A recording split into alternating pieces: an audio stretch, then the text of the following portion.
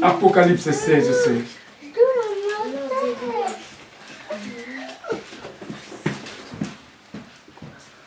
Ils les rassemblèrent dans un lieu appelé en hébreu Armageddon.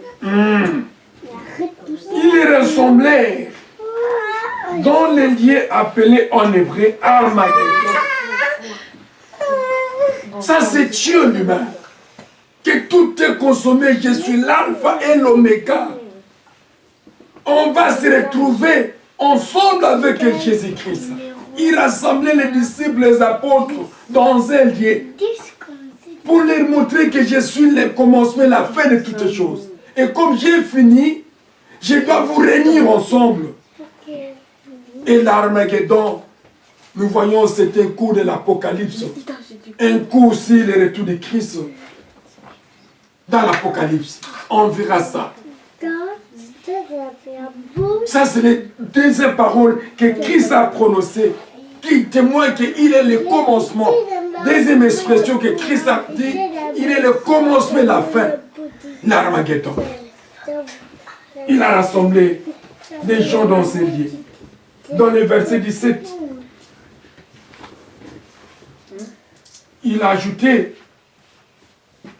le 7e verset, sa coupe dans le lait, et il sortit du temple, du trône, une voix forte qui disait, c'est son nez fait. Versa sa coupe dans le lait, dans l'air. La coupe dans l'air. Et il dit, c'est ton effet. C'est que ça s'est réalisé.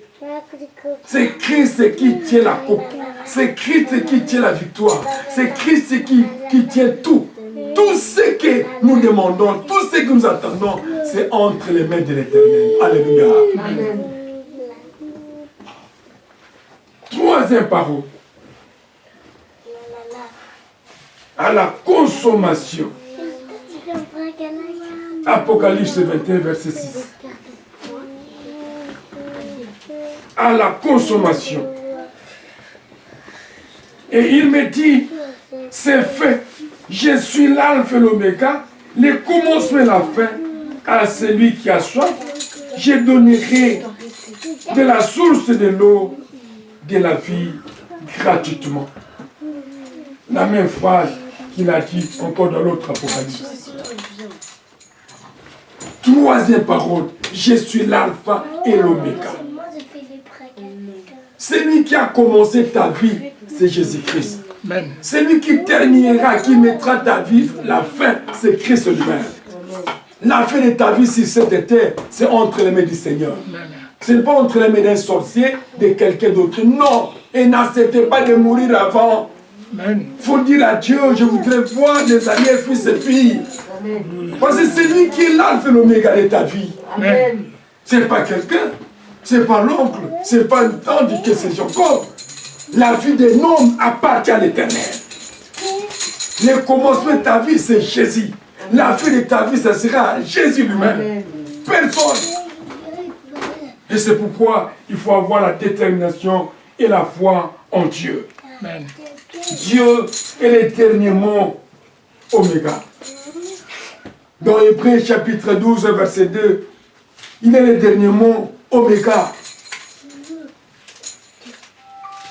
Hébreux chapitre 12, verset 2, il nous dit ceci.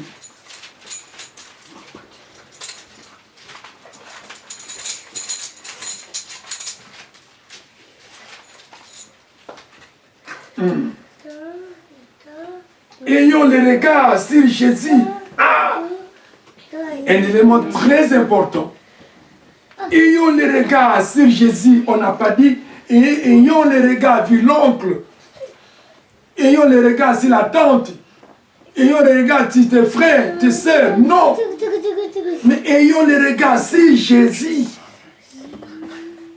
Le chef et le consommateur de la foi. Nos regards doivent être sur Jésus, quelles que soient les circonstances. Lorsque vous regardez garder l'autel de la foi, il va encore te ravitailler de sa foi. Lorsque tu regardes l'autel de la foi, il va augmenter encore ta foi encore davantage, afin que tu sois forte encore dans la foi. Les consommateurs de la foi, c'est Jésus-Christ lui-même. Amen.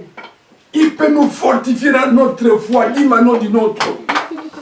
C'est pourquoi, même si nous sommes dans la faiblesse, par la foi que nous avons et nos yeux vers lui, il nous fortifie encore davantage. Amen. En disant, n'ayez pas peur, je suis avec vous. Amen.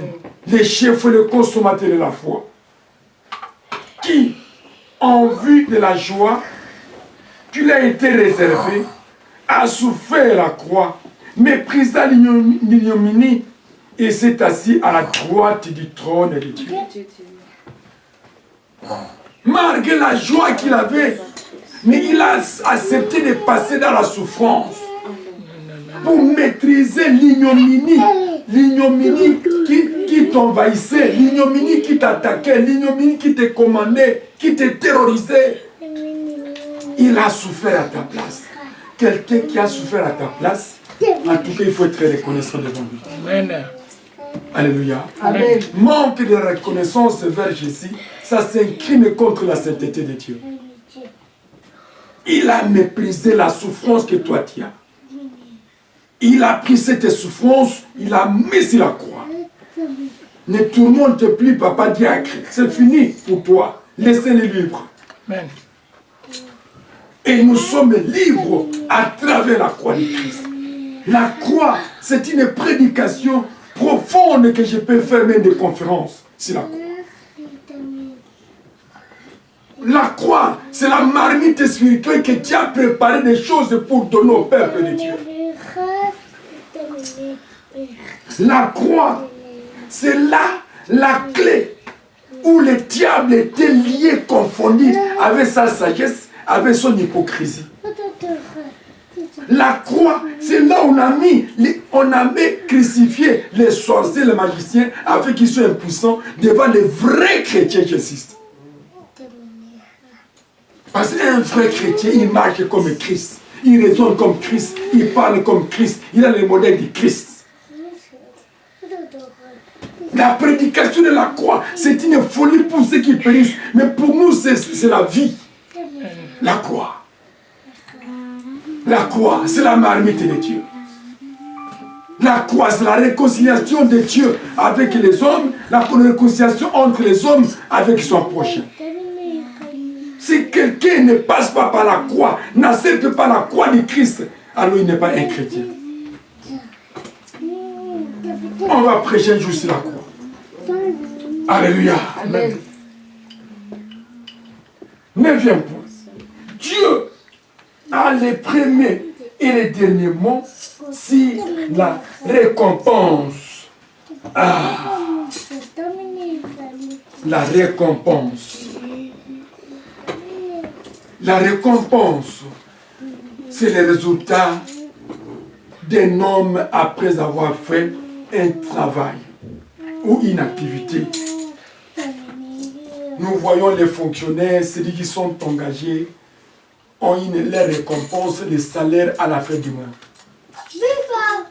Et ici, nous voyons la récompense que Dieu a gardée pour ses élus, pour ses serviteurs, pour ceux qui ont persévéré jusqu'à la fin, la récompense. À ce fait, nous lisons dans Apocalypse 22, 12 à 13.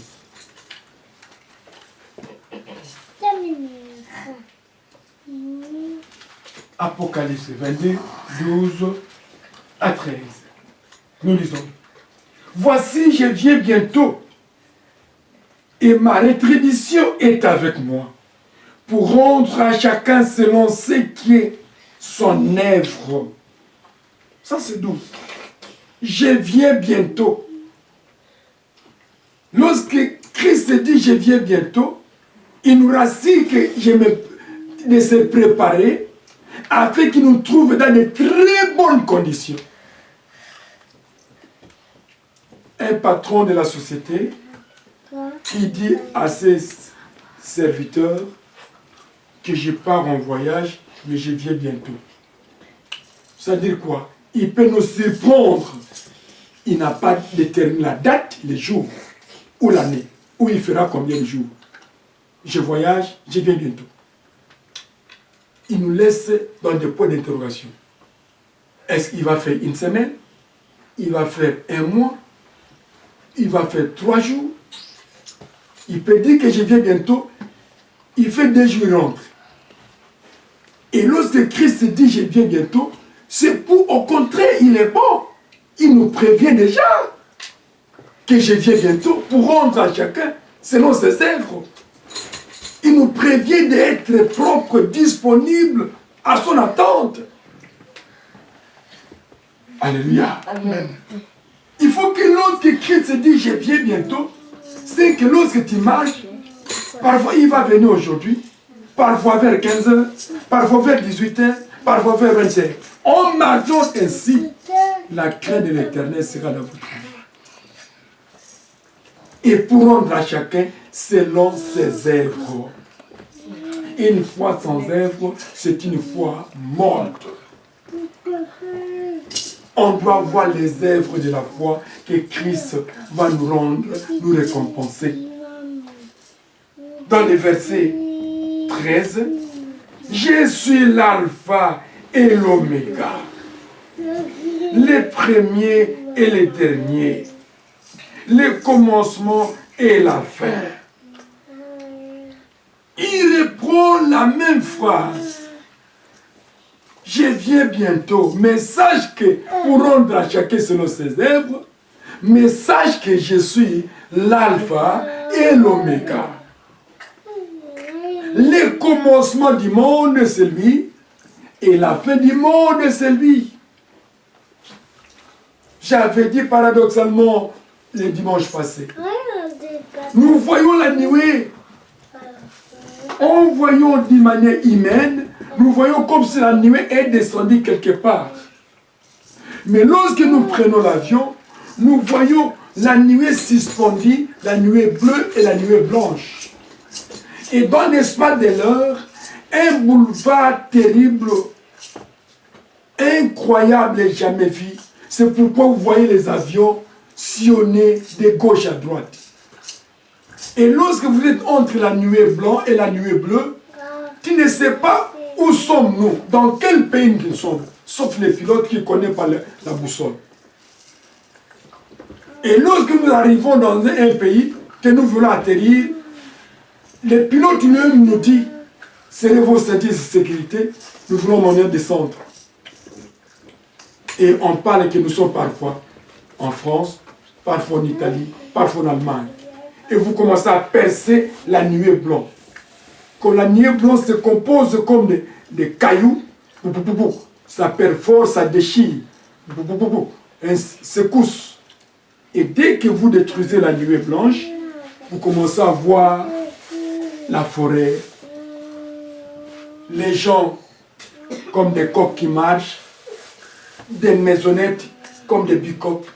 Mais au fur et à mesure, vous descendez, petit à petit, vous voyez l'aéroport, vous allez voir des immeubles, ainsi de suite. Non. Dieu a fait mystère dans l'espace. Franchement, il est l'alpha et l'oméga. Il a bien planifié le monde. Et personne ne peut pas faire. Mais les Apollos qui montent là-bas et c'est super, oh non. Il ne saura pas à faire ce que Dieu a fait. Il monte avec le souffle pour les aider de respirer. Mais Dieu n'a pas besoin de ce souffle-là parce que c'est lui l'auteur. Il y a un vent au-dessus de la nuée et il y a aussi un vent aussi en dessous de la nuée. Il n'y a que Dieu. Je suis l'alpha et l'oméga, le commencement et la fin. Alléluia. Amen. Voici, je viens bientôt. Ma récompense est avec moi. Donc, il marche avec la récompense d'un chacun. Tous les croyants, il faut s'attendre à avoir une récompense de la part de Dieu si réellement si tu avais fait du bien, si c'était des hommes. Personne ne peut pas vous juger, ni moi, ni les diacres, ni les diaconesses, ni les évangélistes, ni les pasteurs peuvent juger quelqu'un. Non, c'est Dieu lui-même qui juge. Nous sommes là pour vous arroser par la parole du Seigneur, pour vous fortifier afin de garder cette foi, que la foi soit authentique et d'avoir de bonnes récompenses. C'est notre souci. Et qu'on puisse être avec vous dans les erreurs, c'est Christ viendra à sa gloire. La récompense est en moi pour rendre à chacun selon ses œuvres. Lorsque tu étais menteur dans le monde, tu auras ta récompense des menteurs. Tu étais voleur, tu auras ta récompense des voleurs. Tu étais chrétien, tu auras ta récompense des chrétiens. Tu craignais Dieu, tu auras ta récompense de la crainte de l'Éternel. Chacun aura sa récompense parce que c'est Dieu lui-même qui donne à chacun la rétribution. Je suis l'alpha et l'oméga. Ces versets, j'aime beaucoup parce qu'il est le commencement de notre vie. Il est le commencement de votre vie. Le commencement et la fin. La fin de notre vie, c'est entre aimés du Seigneur. C'est pourquoi j'avais dit d'emblée, n'acceptez pas que le diable puisse bouffer votre chair. Oh, les sorciers l'ont mangé. Ils ont mangé parce que tu n'as pas Christ en toi. La chair d'un chrétien devient amère devant le monde des ténèbres. Il ne saura pas. Ah, 2 Corinthiens chapitre 5, verset 6 jusqu'à 10. Pour terminer.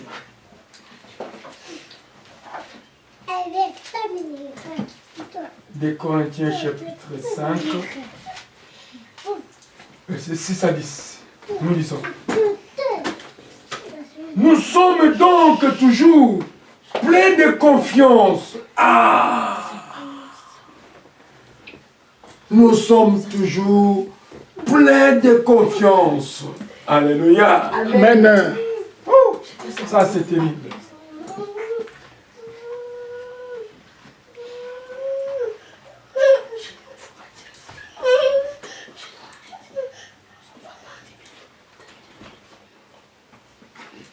Nous sommes donc toujours pleins de confiance et nous savons qu'en demeurant dans ce corps, nous demeurons loin du Seigneur. Nous sommes tous en pleine confiance parce que lorsque nous demeurons dans ce corps, nous demeurons loin du Seigneur. Parce que ce corps sera détruit. On doit revêtir un corps incorruptible. Et ce corps incorruptible qui va nous amener près du Seigneur. Alléluia. Amen. On se comprend très bien. Amen. Dans ce corps, nous sommes loin du Seigneur. S'il dit que Christ en nous, c'est l'espérance et la gloire. Christ ne peut pas se montrer visiblement comme ça parce que nous avons un corps incorruptible. C'est-à-dire que nous marchons avec lui, il est en nous, il conduit ce corps. Mais nous serons prêts auprès de lui lorsque nous allons laisser ce corps, ce monde, et les rejoindre lui dans les heures. On va les voir comme je vois Papa Diacre. Avec la même tenue blanche. Alléluia. Amen. Sous la nuée, et on commence à dire Hosanna, Hosanna, dans les lieux très élevés. Il ajoute encore, car nous marchons par la foi et non par la vie. Nous marchons par la foi et non par la vie. Celui qui marche par la foi voit des choses d'au-delà. Celui qui marche par la vie voit que le monde avait ces situations. L'augmentation des transports, les problèmes des CAF, l'augmentation des loyers, les charges, parce que nous, on voit par la vie, mais par la foi, nous savons que Dieu est capable de changer notre situation. Dieu est capable de nous consoler. Dieu est capable de nous bénir au-delà de notre pensée, nos capacités. Amen. Parce que nous marchons par la foi. Et un homme de foi, on l'a toujours vu comme un orgueilleux. Par ailleurs, il n'est pas orgueilleux de sa nature. Mais comme